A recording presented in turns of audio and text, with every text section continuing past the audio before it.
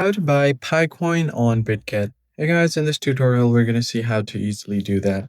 First thing you're going to have to do is simply open up your Bitget application, and then here you just need to make sure that you have enough funds. If you don't, you can head over to the Assets tab at the bottom right corner. Then from here you can click on Add Funds. And once you go to the Add Funds button here, tap on Add Crypto or Transfer Crypto. Now just tap on Deposit Crypto. Once you click here, select a coin. So you're going to have to search for USDT first. And then here you can choose a network for your USDT.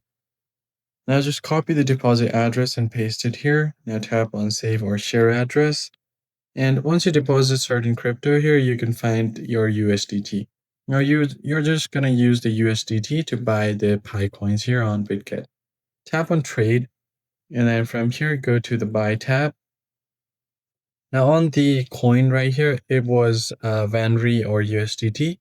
Just tap on that and select Pi coins from here. If you don't see it, tap on the search bar and search for it.